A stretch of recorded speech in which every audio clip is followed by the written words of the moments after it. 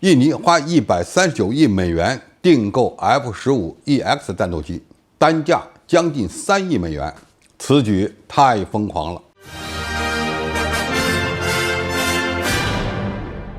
观众朋友，大家好，我是付天少。近日，印度尼西亚国防部长同美国波音公司举行了一次会谈，在会场上可以看到印度尼西亚空军计划采购的 F-15IDN 的战斗机模型。那么所谓的 F-15IDN， 也就是美国最新研发成功的 F-15EX 的出口型，而且是专门出口给印度尼西亚的。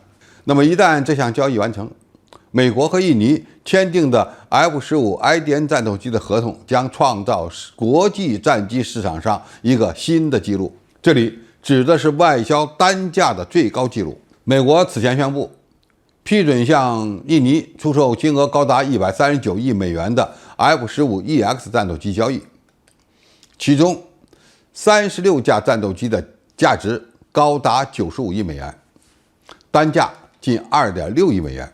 我们可以对比一下，美国空军曾经花了230亿美元采购了144架 F-15EX 战机，单价呢大约是1.6亿美元。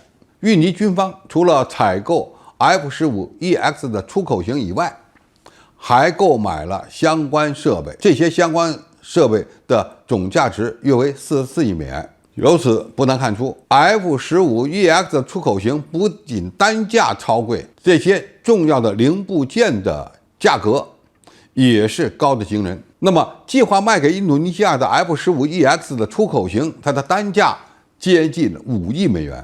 要注意，如果双方达成交易，这将是 F-15EX 的首次出口成绩。此外呢，该机也创造了一个出口单价最高的记录。那么 F-15EX 到底好在哪儿？那么为什么会以3代半战机的头衔卖出天价呢？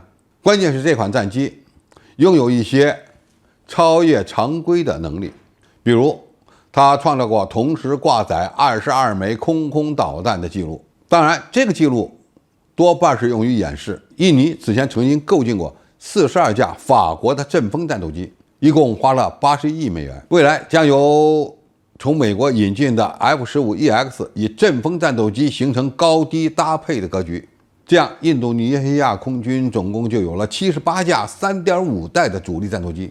印尼空军参谋长此前曾表示，我们不得不放弃购买苏35的计划。放弃苏35主要是为了规避美国的以制裁反击美国敌人法案。如果印尼买了更便宜的单价8500万美元的苏35战机，很可能会因此而受到美国的制裁。因此，印尼不得不退而求其次，转而购买价格超高的 F-15EX。那么我们应该如何来评价这36架 F-15IDN？ 我们知道 F-15IDN 来自于美国刚开发成功的 F-15EX， 而 F-15EX 又源自美军原先的 F-15E 多用途战斗机。在载弹量和航程方面， F-15E 要比 F-15CD 呢更大。怎么做到的？装了保型油箱这个保型油箱是设置在其发动机舱的侧面，这个是二者在外观上的一个重要差别。这么一来 F-15E 以及后续发展的 F-15EX， 它的载弹能力超强，也就是可以预期的。但是这么一来，对该机的机动性会造成极其大的影响，并不适合当战斗机使用。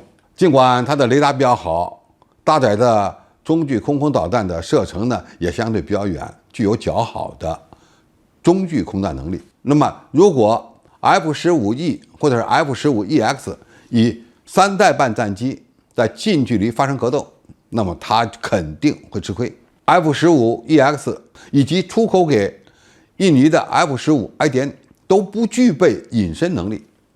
那么如果印度尼西亚的周边国家开始陆续装备隐身战斗机，那么它现在所拥有的那些优势很可能就会被抵消，将会面临尴尬的境地。